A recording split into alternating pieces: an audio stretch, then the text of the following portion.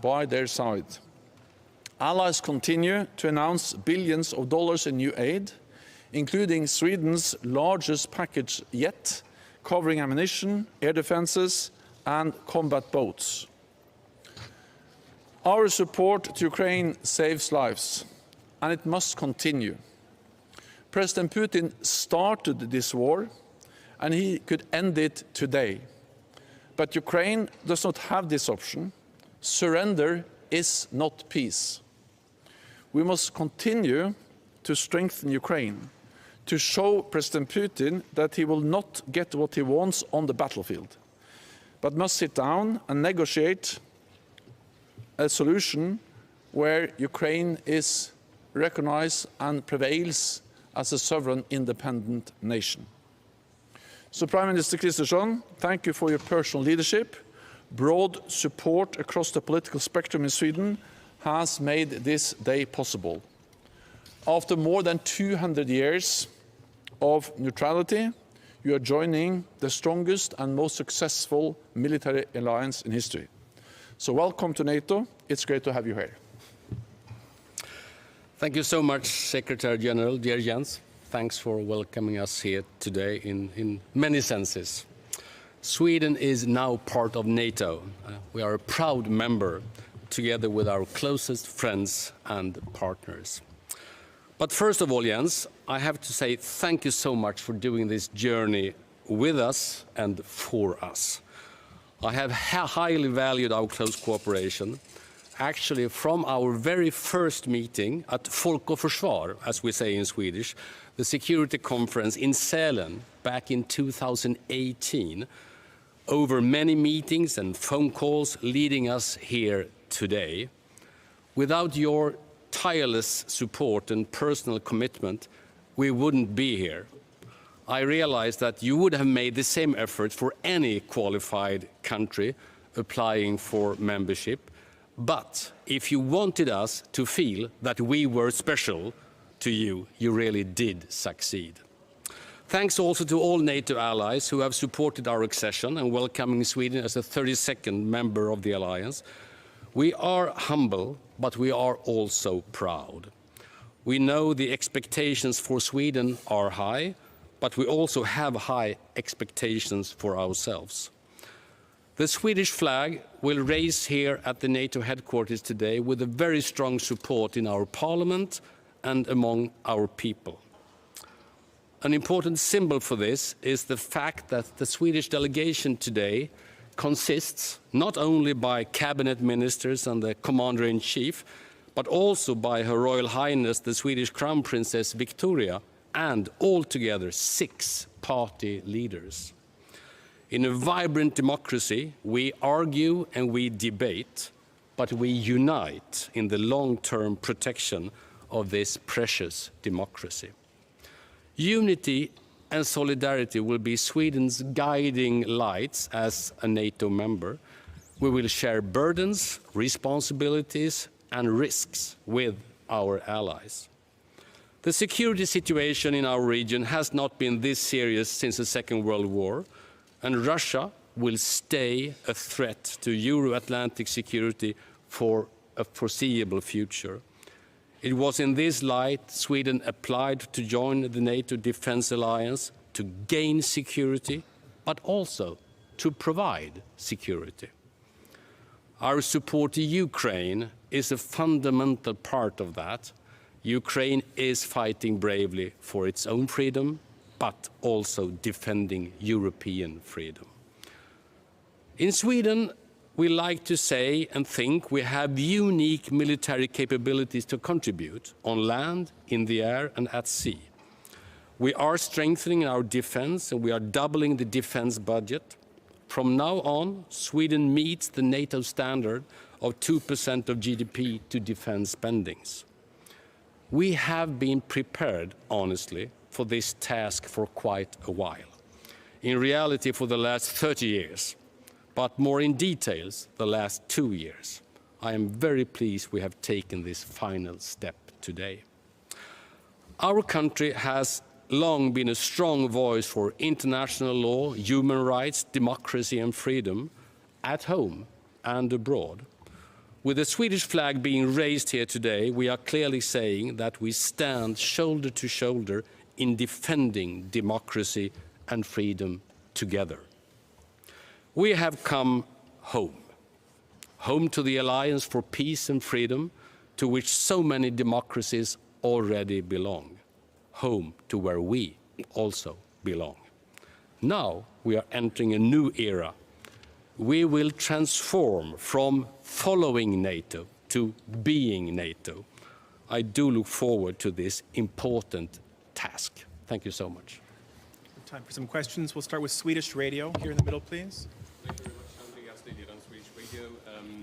You have said over and over again that this has been a quick process, but still it's taken more time and been more difficult than most people expected. So I would like to ask you to be a bit more personal, maybe, if you can share your emotions. How does it really feel now to finally see the Swedish flag here at NATO headquarters? This is a great day and an historic day. It's important for Sweden, it's important for NATO, but it's also important for me personally because the Prime Minister is right that Sweden is special for me. Partly because Sweden for so many years have been such a close partner, but also because as a Norwegian, of course, I'm a neighbor and I've followed Sweden closely for many, many years. And when I started as Secretary General of NATO back in 2014, I was aware that some countries in Europe were applying for membership, countries like Montenegro and North Macedonia, and I'm very honored to be the Secretary General that has facilitated the membership for these two countries. But I didn't expect at all that Finland and Sweden was going to be a member during my tenure as Secretary General of NATO. And then, of course, this changed totally with the full-scale invasion of Ukraine. And since then, things really moved very quickly.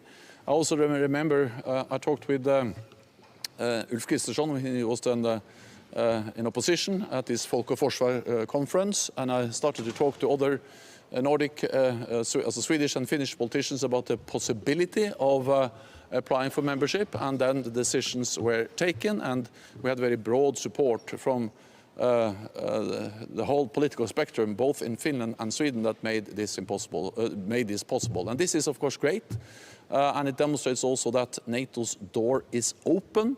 It's for NATO allies and the applicant country to decide. It's not for Russia to decide which path different European countries wants to choose. And now Sweden and Finland has chosen to be a member of NATO, and I very much welcome that. We'll go to DPA here, please. Hans Rase, German press agency DPA. Prime Minister, is Sweden open to participating in NATO's nuclear sharing arrangements? And if not, why is Sweden not ready to do it? And a question to the SecGen. Are there already plans to have NATO bases, perhaps a NATO headquarters in Sweden? Thank you. Well, first of all, Sweden, when we become members today or a few days ago, we embrace NATO in its whole capabilities. I think you normally use a 360-degree perspective in a NATO way of putting it. So we don't have any hesitations when it comes to that. We fully understand the need for all of NATO's defense capabilities, including the nuclear strategy. On the other hand, we say clearly that we see no need for Sweden to host permanent bases or nuclear weapons on Swedish soil at peacetime. That is a Swedish decision that I find being fully respected. It is, as the Prime Minister said, it's a Swedish decision. There are no plans to expand the number of countries, NATO allies, with nuclear weapons. Then, of course, we are constantly assessing our posture when it comes to conventional forces. But there are no plans for instance, a battle group in Sweden, as we have in the Baltic countries. I think what we need to realize is that the fact that now Sweden and Finland are full members of the alliance is good for the whole of NATO, but is in particular good and important for the Nordic region and the Baltic region.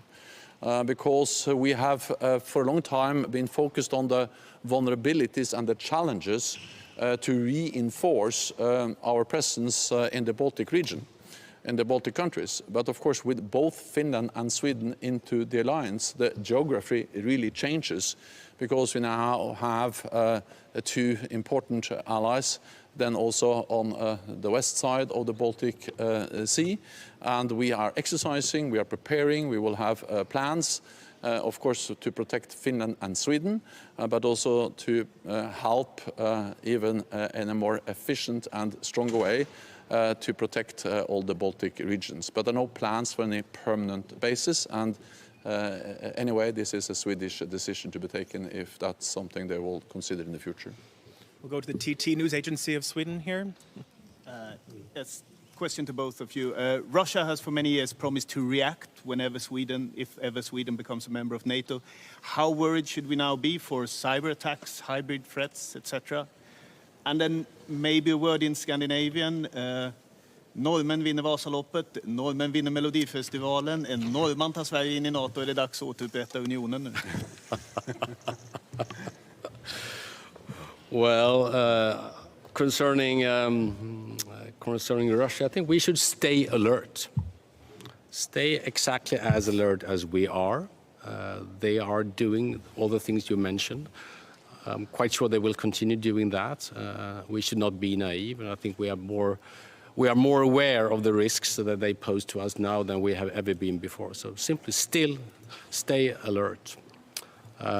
And when it comes to the second question, men vi har ju haft otroligt fint samarbete, det ska jag ju säga, under den här perioden, men också känt ett väldigt starkt stöd också från inte bara norrmän i NATO utan från Norge. Jag hade samtal, första hälsningen kom från Jonas Gahr Støre och Alexander Stubb som gemensamt besökte NATO-övning i norra Norge i torsdags. Det tyckte jag var fantastiskt fint. Jag pratade med Sauli Niinistö på vägen hit som avgick häromdagen men som också framförde sina hälsningar. Så att jag har känt ett otroligt starkt stöd från. Och nu är vi återigen en gemensam försvarsunion i hela Norden. Det är helt unikt. Of course, NATO allies always have to be prepared, and we have to be vigilant when it comes to potential Russian cyber attacks, hybrid attacks, attempt to coerce countries in Europe. But we have seen that against both NATO allies and non-NATO allies. So the risk, for instance, for cyber attacks against Sweden is nothing new. That has been a permanent risk for years, also when Sweden was outside NATO. We don't see any imminent military threat against any NATO ally, partly because Russia is so preoccupied with the war aggression against Ukraine, but also, of course, because NATO is there. NATO is there to make it absolutely sure that any potential adversary understands that attack on one ally will trigger a response from the whole alliance. And the purpose of that is to not provoke a conflict, but to prevent the war, to preserve peace. And NATO has done that successfully for 75 years, even during the coldest period of the Cold War, prevent war, preserve peace, by removing any room for miscalculation or misunderstanding in Moscow about our readiness to protect and defend all allies. So Sweden is safer inside NATO than outside NATO. NATO is stronger with Sweden in as a full ally than Sweden as a close partner. So this is a good day for Sweden, a good day for NATO, and a good day for security and stability across Europe. Then just briefly on the last question. Also, først og fremst, det en stor dag for NATO, men ikke minst for det nordiske samarbeidet. Dette første gang siden Kalmarunionen i middelalderen, 1300-1400-tallet, der de nordiske landene har et felles forsvar. Og det en stor styrke for Norden, at vi kan samarbeide dypt om militære kapasiteter, om å forsvare hverandre, om å samarbeide. Og det også derfor en styrke for NATO. Når det gjelder Melodi Grand Prix og Vasaloppet, så har ikke NATO noen mening om det. Dagens Nyheter in front of me here, please. Well, for Mr. Stoltenberg, Norway's closest neighbor joining NATO. Can you be more specific? What do you expect from Sweden as member of the alliance? So I expect that Sweden will be a very committed NATO ally, and I have all reason to believe that Sweden will be a committed NATO ally, because Sweden has demonstrated in so many different international organizations throughout its history that Sweden is committed to multilateral international cooperation. Sweden believes in the idea of allies and countries working together in the UN, in the EU, and now also in NATO. I also believe that Sweden will contribute to our collective defense, partly because Sweden has high-end, first-class military capabilities. I've had the honor of meeting Swedish soldiers training in Sweden. I've seen the Swedish Navy, and we know also the high quality of the Swedish defense industry. All of this is something that Sweden then brings to the alliance, and we welcome that. Let me also say that I welcome the fact that Sweden has, over the last years, significantly increased defense spending. So now Sweden spends more than 2% of GDP on defense. This is what we need in a more dangerous world, because Sweden, as Norway, as most NATO allies, reduced significantly defense spending after the end of the Cold War, because then tensions went down. But now, when tensions are going up, we need to invest again, and that's exactly what NATO allies are doing, and Sweden is now part of that, and I welcome increased Swedish defense spending. Final question to NZZ on my far left here, please. Yes, thank you, Secretary General. On Ukraine, will Ukraine, as the potential 33rd member state, receive an invitation at the July summit, an invitation for accession negotiations? And secondly, on Taurus missiles, if we can all agree that Taurus missiles can well change the situation at the front, do you agree that Germany should transfer them as soon as possible? Thank you. So Ukraine will become a NATO ally. The question is not if, but when. And Ukraine is now closer to membership than ever before. And this also demonstrates the big strategic mistake President Putin made when he invaded Ukraine. Because, as you remember, his purpose was to deny Ukraine to move towards NATO and EU, but also he demanded that NATO should make a declaration, actually sign a treaty with Russia, that there should be no further NATO enlargement with any country in Europe. And now he has gotten, he has received the exact opposite. He wanted less NATO. He's getting more NATO military presence in the eastern part of our alliance. Finland and Sweden are full members, and Ukraine is closer to NATO membership than ever before. And we are continuing to move Ukraine closer to NATO membership by ensuring that their forces are fully interoperable with NATO, by deepening our political cooperation in something called the NATO-Ukraine Council. And I welcome the strong efforts by NATO allies to help Ukraine to come even closer to NATO membership. Then on the Taurus missiles, what I can say is, first of all, that Germany has been one of the NATO allies that has provided the most support to Ukraine. Significant, substantial military support from Germany to Ukraine. Advanced air defense systems, IRIS-T, Patriots and others. Battle tanks, the Leopard battle tanks. Significant amounts of ammunition, and also a lot of maintenance and repair facilities to help Ukraine develop their own defense industry. So Germany is really a lead nation when it comes to military support to Ukraine. Then I also welcome that several allies are now also delivering long-range systems. UK has been delivering the Storm Shadow, the cruise missiles, France, similar cruise missiles, Scalp, and many allies are now together in a coalition helping Ukraine to train pilots, preparing them for receiving F-16s. So allies are delivering also long-range systems to help Ukraine defend themselves. We have to remember what this is. This is a war aggression by Russia against Ukraine, and Ukraine has enshrined in the UN Charter the right to defend themselves, and we have the right to help them to uphold the right for self-defense. But I will not go into specific systems for specific allies. I just welcome that allies are doing more, including that Germany is providing significant support to Ukraine. That's all we have time for. Thank you very much. Thanks. Thank you. Okay.